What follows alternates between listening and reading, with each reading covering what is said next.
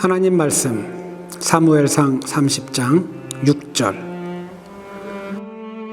군인들이 저마다 아들, 딸들을 잃고 마음이 아파서 다윗을 돌로 치자고 말할 정도였으니 다윗은 큰 공경에 빠졌다. 그러나 다윗은 자기가 믿는 주 하나님을 더욱 굳게 의지하였다. 아멘. 우리는 요한복음 6장과 7장을 읽다 보면 우린 예수님의 탄식을 느낄 수 있습니다. 그분이 탄식하시는 걸 느낄 수가 있어요. 그리고 그 탄식의 무게가 점점 가벼워지는 게 아니라 점점 무거워진다는 것 또한 느끼게 됩니다.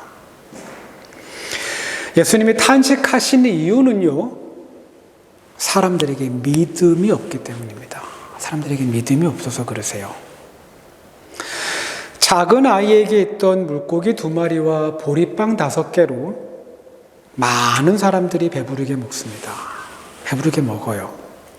그리고 이 놀라운 기적이 있은 후부터 이제 더 많은 사람들이 예수님을 따라다닙니다. 따라다녀요.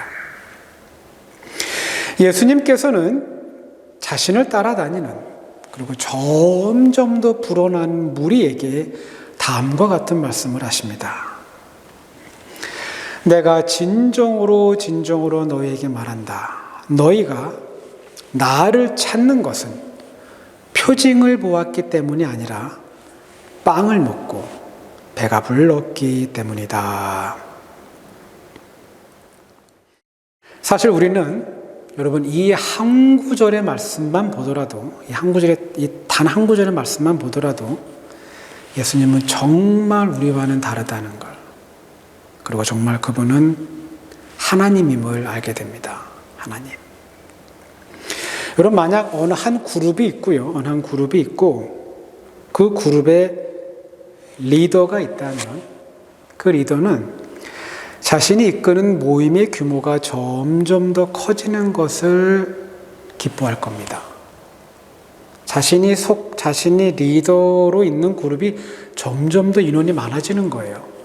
그럼 리더는 굉장히 기뻐할 겁니다. 왜냐하면 몸집이 커지는 것은 힘이 될 수 있기 때문입니다. 힘. 정치인이건 그 정치인이 속한 정당이건 아니면 종교 지도자이건 아니면 그 종교인이 속한 특정 종교이건 지지자들이 늘어나는 것, 함께하는 인원이 많아지는 건 리더에겐 굉장히 기쁜 소식입니다. 그러므로 리더는 더 높은 지지율을 얻기 위해 민심의 동향을 조심스럽게 살피고 언행, 말과 행동을 조심해야 합니다. 근데 예수님, 자신을 쫓아다니는 무리가 점점 많아지는 상황에서 갈릴리 전 지역의 사람들로부터 강력한 호응을 받을 수 있는 상황에서 거의 찬물을 끼얹는 행동과 말씀을 하십니다. 일단 예수님은 사람들을 피합니다. 사람들을 피하세요. 그리고 혼자 산으로 가고 다른 지역으로 이동하려고 할 때도 가급적 사람들과 마주치지 않으려고 합니다. 또한 자신을 지지하는 사람들의 니드, 그들의 요구를 살피고 그들의 요구를 충족시켜주는 것이 아니라 그들에게 거의 독설에 가까운 말씀을 하십니다. 너희가 나를 찾는 것은 표징을 보았기 때문이 아니라 빵을 먹고 배가 불렀기 때문이다. 예수님, 자신을 따라다니는 사람들이 많아졌지만 그분은 기뻐하시지 않습니다. 분명 우리 같으면 자신을 추종하는 사람들이 많아지면 어깨에 좀 힘이 들어가고 으쓱할 수 있고 호들갑을 떨 수도 있는데 예수님은 오히려 그 반대의 모습을 보여주십니다. 예수님의 말씀 안에는 모인 무리의 규모는 안중에도 없는, 이미 그건 그분의 관심 밖입니다. 단지 그들의 잘못된 생각에 마음을 아파하는 전능자의 탄식과 안타까움이 가득합니다. 영어 성경은 표징이라는 말을 미라클로로스 사인스라는 말로 표현했습니다. 단어 조합으로 해보면 기적적인 사인입니다. 기적적인 사인. 근데요, 문맥으로는 기적이 만든 사인으로 해석하는 것이 옳습니다. 기적이 만든 사인. 어느 문 앞에 여성 혹은 남성의 사인이 있다면 그 공간은 특정한 성, 여성이든지 아니면 남성을 위한 공간입니다. 스포츠 경기인 야구에서 감독의 사인에 따라 타자는 번트를 대기도 하고 풀 스윙을 하기도 합니다. 결국 사인은 무언가를 대변하고 있는, 사인은 실체가 무엇인지를 알려주는 역할을 하는 겁니다. 기적이 만든 사인, 그건 바로 나사렛 예수가 하나님의 아들임을 증명하고 있는 겁니다. 질병에 고통당하는 사람을 고쳐주고 악한 영에 묶여있는 사람을 회복시키며 죽은 자를 다시 살리는 이 놀라운 기적들은 나사렛 예수가 바로 하나님의 아들임을 보여주고 있는 겁니다. 하나님의 아들.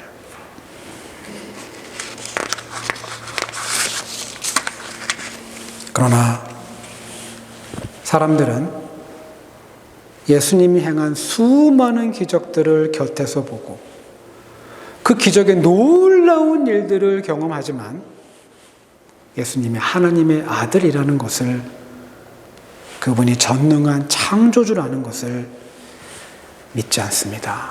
믿지 않아요. 단지 빵을 먹고 배가 불렀기 때문에 예수님을 따라다닙니다.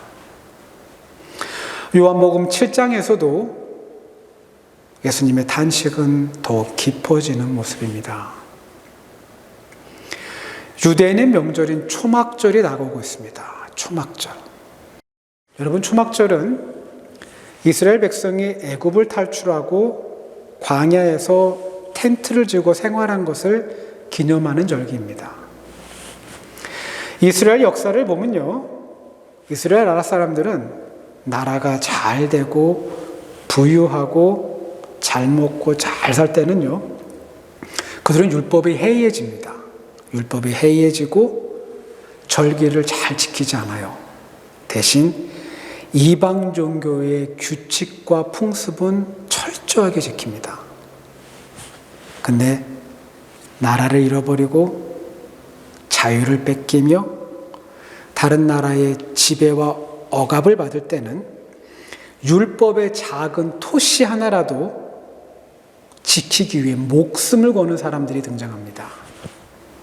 예수님 당시 바로 바리새인들이 그런 사람들입니다. 바리새인들. 초막절이 다가오면 초막절이 되기 전에 모든 성인 남자들은 예루살렘 성전으로 올라가야 합니다. 성전에 가야 돼요. 그들에게는 성전을 순례해야 하는 의무가 있기 때문입니다. 꼭 올라가야 돼요. 꼭.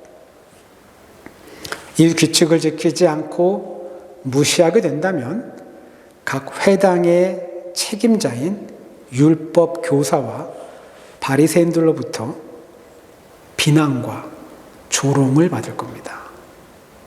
저런 사람들 때문에, 저런 인간들 때문에, 율법을 지키지 않는 저런 사람들 때문에 우리가 지금 이런 고통을 겪고 있다는 아주 강도 높은 욕을 얻어먹을 겁니다. 초막절이 다가오자 예수님의 형제들이 예수님에게 다음과 같은 말을 합니다. 그런데 유대 사람의 명절인 초막절이 가까워지니 예수의 형제들이 예수께 말하였다. 형님은 여기에서 떠나 유대로 가셔서 거기에 있는 형님의 제자들도 형님이 하는 일을 보게 하십시오. 알려지기를 바라면서 숨어서 일하는 사람은 없습니다. 형님이 이런 일을 하는 바에는 자기를 세상에 드러내십시오. 예수님의 형제들이 언급하고 있는 유대는 정치, 종교, 그리고 교육과 문화의 중심지인 예루살렘을 가리킵니다. 예루살렘. 예수님이 행하신 수많은 기적들은 갈릴리를 떠나 이미 이스라엘 전 지역에 퍼져 있습니다. 예수님의 형제들이 말한 것을 기초해서 가만히 살펴보면 이미 예루살렘에서도 그 수는 정확히 알 수 없지만 예수님을 따르는 사람들이 있는 것처럼 보입니다. 그죠? 예수님의 형제들은 이번 기회에 이왕 예루살렘을 올라가야 하는 기회가 있다면 그동안 갈릴리 그 시골에서만 보여줬던 가버나움, 디베랴, 벳세다, 데가볼리에서만 보여줬던 그 많은 기적들을 대도시에서도 동일하게 보여준다면 분명 더 많은 사람들이 예수님을 따를 것으로 확신하고 있습니다. 요한은 예수님의 형제들이 왜 이런 생각을 했는지 그 이유를 가르쳐 줍니다. 예수의 형제들까지도 예수를 믿지 않았기 때문이다. 요한은 가장 가까이 있기 때문에 예수님이 누구인지 정확히 알 수 있는 사람들조차도 예수님이 누구인지 알 수 있기 때문에 그분을 가장 잘 믿을 수 있는 사람들조차도 예수님을 믿지 않는다고 말합니다. 예수님을 믿지 않는다. 하나님의 아들이 이 땅에 오셨습니다. 근데 사람들은 믿지 않습니다. 안 믿어요. 수많은 기적과 놀라운 일들을 보여주셨지만 그 많은 기적들이 그분이 하나님의 아들임을 분명하게 증거하고 있지만 사람들은 그분을 믿지 않습니다. 안 믿어요. 믿지 않기 때문에 그분의 말씀에 귀를 기울이질 않습니다. 비록 요한이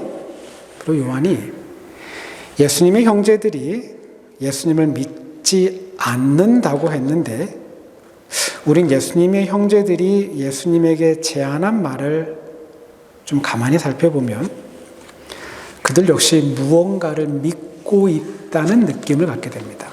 그들이 뭔가를 믿고 있다는 느낌이 있어요.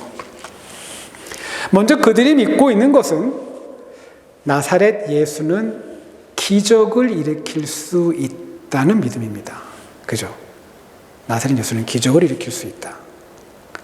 그리고 아픈 사람을 고치고 사람들이 정말 깜짝 놀랄 만한 초자연적인 사건을 만들 수 있는 능력이 나사렛 예수에게는 있다는 믿음도 이들에게 있는 것처럼 보입니다. 그리고 나사렛 예수의 그 신비한 능력이 자신들에게 여러모로 굉장한 도움이 될 거라는 믿음 또한 있는 것처럼 보입니다. 이 믿음이 예수님의 형제들에게 있던 믿음입니다. 잠언 16장 16절에는 다음과 같은 말씀이 기록되어 있습니다. 지혜를 얻는 것이 금을 얻는 것보다 낫고 명철을 얻는 것이 은을 얻는 것보다 낫다. 예수님의 형제들이 갖고 있는 믿음을 이 잠언의 말씀과 연결해서 비유해서 살펴보면, 만약 예수님의 형제들이 지혜와 명철이 굉장히 값지다는 것을 알고 그들이 이 지혜와 명철을 얻기 위해 기도한다면 그건 하나님의 뜻을 알고 하나님의 마음을 알기 위해서가 아닙니다. 만약 그들이 지혜와 명철을 얻고 싶어 한다면 그 이유는 지혜와 명철을 가지고 금과 은을 얻기 위해서입니다. 금과 은 때문에 지혜와 명철이 필요한 것이지 그들은 바른 믿음을 갖기 위해 지혜와 명철을 필요로 하는 게 아닙니다. 결국 예수님의 형제들에게 믿음이 없다는 요한의 판단은 정확합니다. 정확합니다. 여러분, 믿음에는 중심이 있습니다. 믿음에는 중심이 있어요. 그 중심은 하나님으로 채워져야 합니다. 하나님. 그냥 그분, 그 하나님. 그래서 항상 하나님의 뜻을 묻고요. 그 뜻대로 살려고 하고요. 그분이 원하는 삶을 살기 위해 애를 써야 합니다. 믿고 있지만, 내가 뭔가 믿고 있지만 그 믿음의 그 중심에 하나님이 없다면 우린 예수님의 형제들처럼 말하고 그들처럼 충분히 행동할 수 있습니다. 그러므로 요한의 판단처럼 우린 예수님을 믿지 않는 사람이 될 수도 있습니다. 여기 믿음의 중심이 하나님으로 채워진 사람과 믿음의 중심이 하나님으로 채워지지 않는 아는 사람이 있습니다. 바로 다윗과 사울입니다. 두 사람의 삶은요, 우리에게 언제나 많은 것을 가르쳐 줍니다. 이 두 사람의 삶은 우리 크리스찬들에게 너무 많은 것을 가르쳐 줘요. 여러분, 삶을 살다 보면 위기가 옵니다. 위기가 와요. 여러 차례 오기도 합니다. 위기가 옵니다. 우리가 어떤 상황을 위기라고 생각하는 이유는요, 위기다 라고 생각하는 이유는 이게 마지막이 될 수 있다는, 이게 끝이라는 불안과 그리고 그 불안이 확신이 될 때입니다. 그게 위기예요. 육신의 질병이 찾아옵니다. 그죠? 육신의 질병이 와요. 나을 수 없다는, 회복될 수 없다는, 혹은 예상치 못한 사고를 경험합니다. 그죠? 아니면 굉장히 어리석고 굉장히 치명적인, 해서는 안 될 일을 해서 겪게 되는 실수와 행동이 위기를 자초하기도 합니다. 다윗과 사울에게 위기가 찾아옵니다. 이 두 사람에게 동일한 위기가 찾아와요. 그리고 한 사람은 그 위기가 정말 마지막이 됩니다. 그리고 다른 사람은 그 위기가 마지막이 되지 않습니다. 마지막이 되지 않아요. 우리가 쓰는 말 중에 동시대라는 말이 있습니다. 동시대. 같은 시간대를 살고 있는 사람들을 표현할 때 주로 사용합니다. 비록 같은 시간대를 살고 있어도 사람들의 삶의 결과는 매우 다르게 나타납니다. 사무엘상 31장, 사무엘상의 마지막 장입니다. 이스라엘의 초대 왕이었던 사울의 마지막 모습이 기록되어 있습니다. 바로 앞선 장인 사무엘상 30장에는 사울 왕의 칼을 피해 블레셋 영토, 아예 블레셋 땅으로 망명해서 숨어 살고 있는 다윗의 모습이 나옵니다. 다윗이 이스라엘 땅 안에 살 수가 없는 거예요. 사울 왕 때문에. 모든 공권력에 그를 잡으려고 초점을 맞추고 있기 때문에 다윗이 아예 블레셋으로 망명을 가버립니다. 다윗과 그의 일행은 블레셋 군대를 돕기 위해 전쟁에 참여했다가 3일 만에 그들이 살고 있는 마을로 돌아옵니다.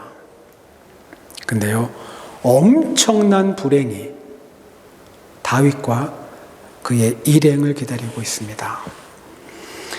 다윗이 마을을 비우고 있는 동안 아말렉 군대가 쳐들어와서 마을을 습격해서 마을에 남아있던 모든 사람, 즉 여성과 아이들 그리고 모든 가축을 잡아서 자신들의 땅으로 끌고 가버린 겁니다.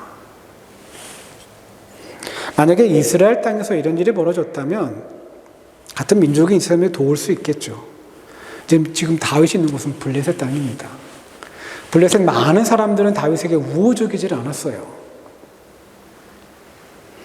사무엘상 30장 3절에서 6절, 성경은 그때의 상황을 다음과 같이 기록합니다. 다윗이 부하들을 거느리고 그 성읍으로 돌아와 보니 성은 불타 있었고 아내들과 아이들이 모두 사로잡혀 갔다. 다윗과 그의 부하들은 목 놓아 울었다. 모두들 더 이상 울 힘이 없어질 때까지 울었다. 군인들은 저마다 아들, 딸들을 잃고 마음이 아파서 다윗을 돌로 치자고 말할 정도였으니 다윗은 큰 공경에 빠졌다. 거의 매번요, 다윗에게는 시련의 시련이 그리고 고난의 고난이 겹쳐서 다가옵니다. 여러분, 다윗은 절대 순탄한 삶을 살지 않았어요. 엄청난 이런 위기 앞에 다윗이 보여준 모습은 다음과 같습니다. 그러나 다윗은 자기가 믿는 주 하나님을 더욱 굳게 의지하였다. 성경은 다윗이 무엇을 믿고 있는지 정확하게 알려줍니다. 다윗이 뭘 믿고 있는지. 여러분, 다윗이 믿고 있는 것, 다윗 자신이 믿고 있는 것, 그건 바로 하나님입니다. 하나님. 다른 게 아니에요. 다윗은 하나님을 믿습니다. 여러분, 이 믿음이 다윗을 당당하고 용감하게 만들었으며, 이 믿음이 어려움을 뚫고 다윗으로 하여금 앞으로 나아가게 하는 힘이 됩니다. 다윗은 하나님을 믿습니다. 그리고 그 하나님이 자신을 도와줄 거라 확신합니다. 그래서 다윗은 마을을 습격한 아말렉 군대를 뒤쫓습니다. 그들이 언제 쳐들어와서 언제 마을을 다 도둑질하고 언제 갔는지 모르지만 다윗은 그 군대를 뒤쫓습니다. 여러분, 그 당시에 뭐가 있었겠어요? 그죠? 나침판이 있고, 예? 뭐 만안경 같은 게 있고, 뭐 드론 같은 게 있어서 광야를 나가면 사방 올 디렉션이 다 갈 수 있는 길인데 다윗은 그들을 뒤쫓아갑니다. 여러분, 그 결과가 사무엘상 30장 17절부터 시작이 됩니다. 그 결과가 17절부터 시작이 돼요. 이리하여 다윗은 아말렉 사람에게 약탈당하였던 모든 것을 되찾았다. 두 아내도 되찾았다. 다윗의 부하들도 잃어버린 모든 것을 찾았다. 다윗은 또 양떼와 소떼도 모두 되찾았다. 부하들은 가축을 몰고 다윗보다 앞서서 가면서 다윗의 전리품이다 하고 외쳤다. 같은 시간대일 수 있습니다. 같은 동시간대에 있을 수 있습니다. 다윗과 그의 부하들이 아말렉과의 싸움에서 이기고 아말렉 사람들한테 빼앗겼던 자신들의 아내와 자식들을 구하고 있을 때 사울 왕은 블레셋과의 전투에서 패배합니다. 그리고 사울 왕은 그의 부하와 자기의 자녀들을 잃습니다. 그리고 몸에 화살을 맞아 사울 왕은 중상을 입고 스스로 자신의 삶을 끝냅니다. 사울 왕은 그가 왕으로 있는 동안 하나님을 찾지 않습니다. 하나님을 찾지 않아요. 정말 지독하리만큼 하나님을 찾지 않습니다. 하나님에게 자신이 무엇을 해야 하는지 묻지도 않습니다. 왕이 돼요. 왕으로. 하나님에게 하나님 원하신 바를 물어야 하는데 사울 왕은 묻지 않습니다. 그 이유는 그가 하나님을 믿지 않았기 때문입니다. 하나님을 안 믿었기 때문이에요. 자신이 무엇을 믿고 있는가는 매우 중요합니다. 아무것도 안 믿는 사람, 나는 아무것도 안 믿어라고 말하는 사람이 있습니다. 근데 그 사람이 믿고 있는 게 있죠. 뭘 믿습니까? 자신이 아무것도 안 믿고 있다는 걸 믿고 있는 겁니다. 자신이 무엇을 믿고 있는가는 굉장히 중요합니다. 내가 무엇을 믿고 있는가? 여러분, 우리는 하나님을 믿어야 합니다.